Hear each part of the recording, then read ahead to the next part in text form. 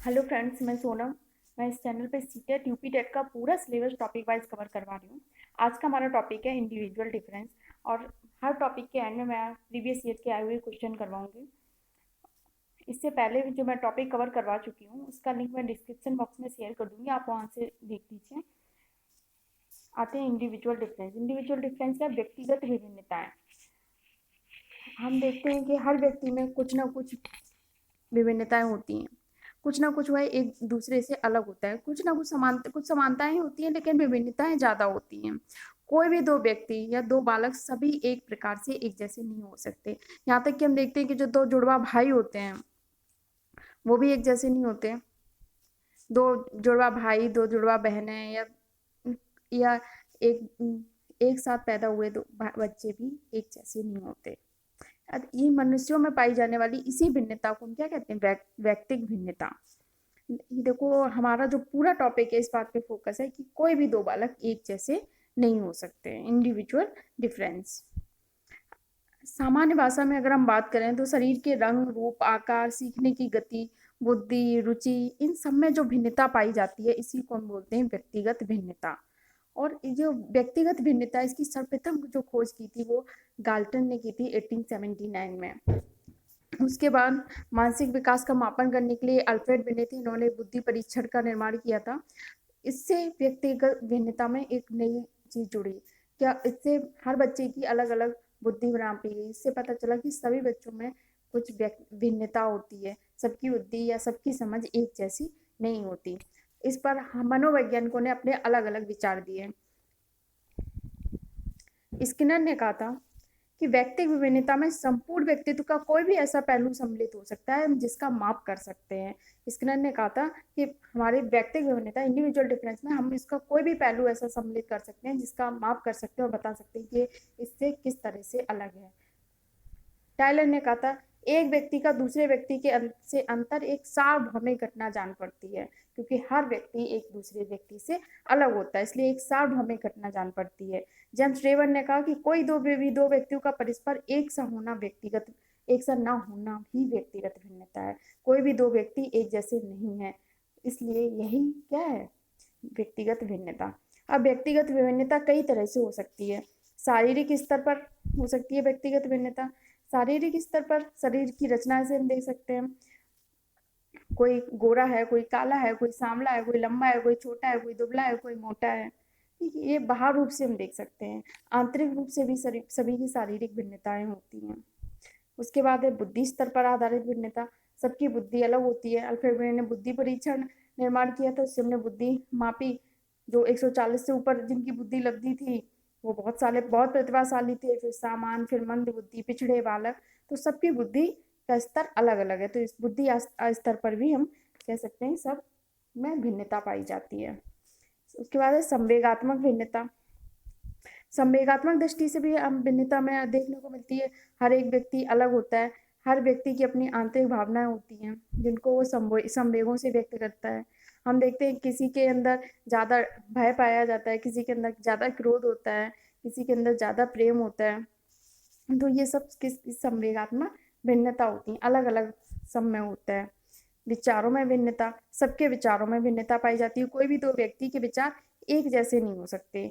जब भी कोई व्यक्ति कोई कार्य करने जाता है तो उसके बारे में पहले विचार करता है, उसके बाद वो काम करते हैं। किसी का भी किसी बात के लिए या किसी चीज के लिए उसका क्या विचार है, वो हर किसी का अलग होगा। अगर आप एक गिलास लो, उसमें आधा भर के रख दो, आधा आधा गिलास उसमें पानी कर दो। अगर आप एक एक व्यक्ति से पूछोगे, वो ये कहेगा कि ये गिलास आधा भरा हुआ है, दूसरा व्यक्ति ये कह सकता है ये गिलास आधा खाली है। तो ये क्या हुआ कि किसी का सकारात्मक विचार है, किसी का नकारात्मक विचार है। सबके विचार अलग अलग हो सकते हैं। व्यक्तित्व भिन्नता। हर किसी के व्यक्तित्व में भिन्नता पाई जाती है। कोई बहिर्मुखी वाला व्यक्तित्व का होता है, कोई अंतर्मुखी व्यक्तित्व का होता है। जो अंतर्मुखी व्यक्ति के होते हैं वो एकांत प्रिय होते हैं, उन्हें अकेले में अच्छा लगता है, वो बहुत कल्पनाशील होते हैं, आदर्शवादी होते हैं। जबकि जो बहिर्मुखी व्यक्तित्व वाले पर्सन होते हैं वो मिलनसार होते हैं, बहुत उनके व्यवहार कुशल होते हैं, बहुत हंसमुख होते हैं। तो दो व्यक्ति या दो बालक कभी भी एक प्रकार से एक समान नहीं हो सकते। ठीक है, उनके व्यक्तित्व में भिन्नता है, रंग, रूप, आकार, विचार, तर्क, वितर्क, रुचि, आदतें सब में भिन्न होते हैं। अब बात आती है विशिष्ट योग्यता। विशिष्ट योग्यताएं कुछ तो जन्मजात होती हैं और कुछ इंसान अपने पर्यावरण से अर्जित करता है। तो दो विशिष्ट योग्यताओं में भी दो व्यक्ति समान नहीं हो सकते। रुचि, अभिरुचि और आवृत्ति में सबकी रुचि अलग अलग होती है। कोई बच्चा इंग्लिश में ज़्यादा इंटरेस्टेड होता है, कोई मैथ में ज़्यादा इंटरेस्टेड होता है, कोई हिंदी में ज़्यादा इंटरेस्टेड होता है, कोई बच्चा खेलने में ज़्यादा इंटरेस्ट होता है, खेल कूद उसे ज़्यादा अच्छा लगता है, और दूसरा बच्चा उसे पढ़ाई में ज़्यादा इंटरेस्ट होता है।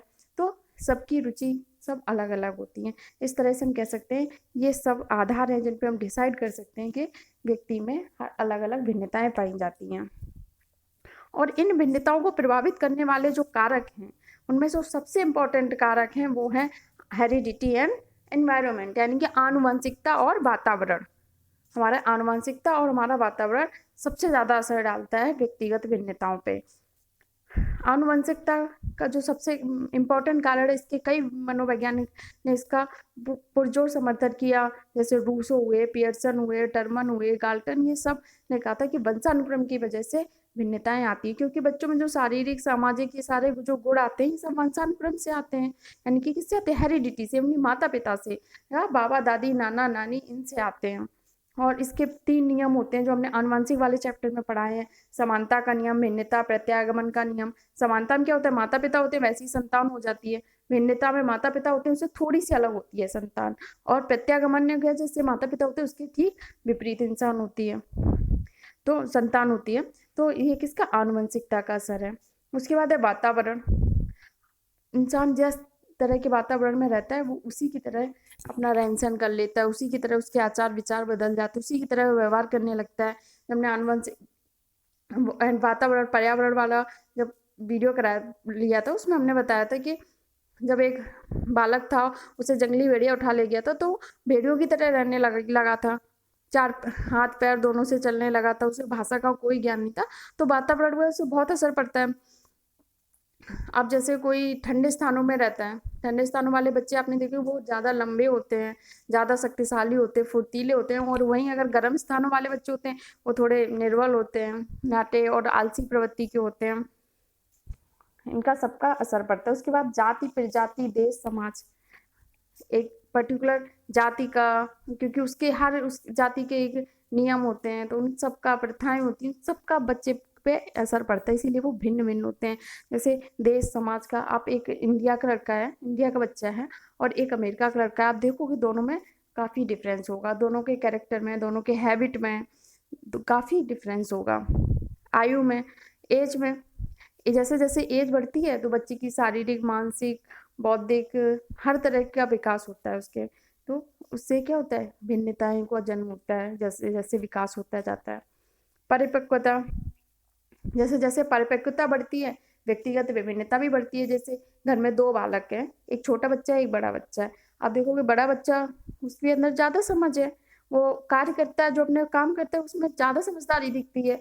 क्यों? क्योंकि उसके अंदर परिपक्वता है। तो ये क्या, इससे क्या पैदा होती है? व्यक्तिगत विभिन्नता। इन दोनों बच्चों में क्यों विभिन्नता है? किसकी वजह से? परिपक्वता की। बड़ा बच्चा ज़्यादा परिपक्व है।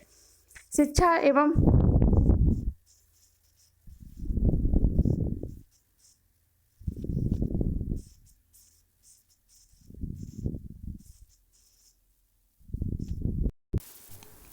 शिक्षित व्यक्ति एक अपनी एक अलग अलग पहचान बनाता है। और आर्थिक दृष्टि से पिछड़े हुए बच्चे और एक जो उच्च वर्ग के बालक हैं उनमें भी आप भिन्नता देख सकते हैं, क्योंकि जो पिछड़े हुए बच्चे होते हैं वो अनैतिक कार्यों को भी गलत नहीं मानते, जैसे चोरी, डकैती, हत्या, वो ऐसे कार्यों को भी सही मानते हैं अपना पेट भरने के लिए। लिंग भेद के आधार पर लड़के लड़कियों में शारीरिक रूप से भी, संवेगात्मक रूप से भी काफ़ी अंतर पाया जाता है। बुद्धि, बुद्धि एक जन्मजात गुण है जिसके कारण कुछ बालक जो होते हैं वो उनकी अच्छी बुद्धि होती है, बहुत तेज होती है, प्रतिभाशाली होते हैं, और कुछ बालक मंद बुद्धि के कारण होते हैं, इसलिए उनमें व्यक्तिगत भिन्नता पाई जाती है। अब जो ये बच्चों में इतनी ज़्यादा भिन्नताएं हैं तो एक टीचर सिर्फ एक पद्धति या एक तरह के मेथड को यूज करके नहीं पढ़ा सकता। तो उसे जो अपने क्लास में शिक्षा देनी होगी वो बच्चे की आर्थिक व सामाजिक दशाओं को समझ के देनी होगी, शारीरिक दोष के प्रति ध्यान देना होगा कि उसके अगर कोई शारीरिक दोष है तो उसे उस प्रति उस इस तरह से शिक्षा दी जाए। गृह कार्य की को देना होगा। व्यक्तिगत शिक्षण की व्याख्या करनी होगी, क्योंकि हर किसी की पर्सनालिटी अलग है, हर कोई व्यक्ति अलग है, तो हर बालक पे उसे फोकस करना होगा। बाल केंद्रित शिक्षा देनी होगी जो पर्टिकुलर एक एक बालक पर केंद्रित होगी। कक्षा का सीमित आकार, जब कक्षा का सीमित आकार होगा तभी वो पर्सनली एक एक स्टूडेंट पे ध्यान दे सकता है, नहीं तो वो एक एक स्टूडेंट पे ध्यान नहीं दे पाएगा, व्यक्तिगत शिक्षण नहीं दे पाएगा। शिक्षण पद्धतियों में परिवर्तन करना होगा, क्योंकि वो उसके क्लास में हर बच्चा अलग है। एक ही शिक्षण पद्धति से वो हर बच्चे को शिक्षा नहीं दे सकता, अगर देगा तो उससे बच्चों को ज़्यादा लाभ नहीं पहुंचेगा। व्यावसायिक निर्देशन, उसे इस तरह का निर्देशन देना है जो उसके व्यवसाय में भी सफलता दे उसे। जैसे मान लो अगर कोई बच्चा के कोई शारीरिक दोष है तो उसे उस प्रकार का व्यवसाय का निर्देशन दिया जाए जिससे वो कंफर्टेबली कर सके। व्यक्तिगत भिन्नता पे आधारित कुछ प्रणाली हैं, प्राविधियां हैं जिन जो सबसे पहले प्रोजेक्ट प्रणाली जो है ये करके सीखो सिद्धांत पर आधारित है। ये अमेरिका में पैदा हुई थी, कह सकते हैं इसका जन्म अमेरिका में हुआ था। इस पद्धति के जो जन्मदाता हैं वो हैं किलपैट्रिक। इन्होंने करके सीखो सिद्धांत पे जोर दिया था। इन्होंने कहा था कि जो प्रोजेक्ट होता है उसका एक उद्देश्य होता है, तो सब बच्चे उसे मन से करते हैं, इसलिए उन्होंने इस पे प्रोजेक्ट प्रणाली पे जोर दिया था। उसके बाद है इकाई या विनेटिका प्रणाली, ये इंपॉर्टेंट प्रणाली है। इसके जन्मदाता कार्लटन बॉसवर्थ थे, ठीक है, याद रखना, कार्लटन बॉसवर्थ। इन्होंने ये कहा था कि पाठ्यक्रम को छोटे छोटे खंडों में बांट कर तब पढ़ाना चाहिए, और जब बांट के जो छात्र होगा, स्टूडेंट होगा, फिर वो अपना खुद अध्ययन करेगा, अपने ज्ञान की परीक्षा वो खुद करेगा, और बालक जो टीचर होगा वो इसमें बालक को क्या ग्रेड देगा। उसके बाद है डॉल्टन प्रणाली में ये कहा था कि छात्र को उसकी रुचि, क्षमता अथवा योग्यता के द्वारा उसे कार्य करने की स्वतंत्रता दो। छात्र को एक टाइम लिमिट में बाउंड मत करो, टाइम लिमिट समय सीमा में मत बांधो, उसको फ्री छोड़ो। और अध्यापक जो होगा वो एक पथ प्रदर्शक के रूप में काम करेगा। डेक्ट्रोली प्रणाली, ये डॉक्टर ओविड डेक्ट्रोली थे, बेल्जियम के प्रोफेसर, इन्होंने दी थी। इन्होंने ये कहा था कि जो बालकों का विभाजन है उनकी रुचि क्षमता के अनुसार करो, और बालकों को उदार शिक्षा दो जिससे बालकों में सामाजिक भावना का विकास हो। उसके बाद है कॉन्टेक्ट प्रणाली ये थी। ये जो है डॉल्टन प्रणाली और विनेटिका प्रणाली को मतलब कंबाइन करके उसका मिला जुला रूप है। इसमें क्या होता है कि समय का कोई मतलब बाउंडेशन नहीं है, समय सारणी का कोई बंधन नहीं है। अगर कोई कार्य है 1 साल का है, वो बच्चा 8 महीने में ही पूरा कर सकता है, अगर वो उस साल में नहीं पूरा कर पा रहा तो वो अगले साल में पूरा कर सकता है। इसमें कहा समय सारणी का कोई बंधन नहीं है। फिर अभिक्रमित अनुदेशन है, यह विनेटिका प्रणाली का ही एक रूप है। इस प्रकार विनेटिका प्रणाली में पाठ्यक्रम में छोटी छोटी इकाइयों में बांट लेते हैं, और इसमें समय सीमा का बंधन होता है। विनेटिका प्रणाली की तरह ही होता है, बस इसमें क्या होता है, समय सीमा का बंधन होता है। इसके बाद है किंडरगार्टन प्रणाली, ये बहुत इंपॉर्टेंट प्रणाली है, इसका ये अक्सर पूछा जाता है। किंडरगार्टन प्रणाली के जन्मदाता कौन है? ये कौन है? फ्रॉबेल। ठीक, नाम याद रखना आपको, कौन है? फ्रॉबेल। इन्होंने ये कहा था कि बच्चों को खेल खेल में शिक्षा प्रदान करो। इन्होंने कहा था बच्चों को आप ऐसे ट्रीट करो जैसे माली एक छोटे पौधे को ट्रीट करता है, ठीक, उसका सहारा बनो, उसे ऑर्डर मत दो। ठीक, ये था किंडरगार्टन प्रणाली, और बच्चे को खेल खेल में सिखाओ। व्यक्तिगत भिन्नता पर आधारित और भी 2 प्रणाली हैं जो इम्पोर्टेंट है, वो है मॉन्टेसरी प्रणाली और बेसिक शिक्षा प्रणाली। जो मॉन्टेसरी प्रणाली थी इसकी जन्मदाती थी डॉक्टर मारिया मॉन्टेसरी। ये कौन थी? डॉक्टर मारिया मॉन्टेसरी, ये इटली की थी। इन्होंने कर्मेंद्रियों व ज्ञानेंद्रियों के आधार पर शिक्षा देने पर फोकस किया था, और ये मंद बुद्धि जो बालक थे उनके लिए बहुत उपयोगी थी।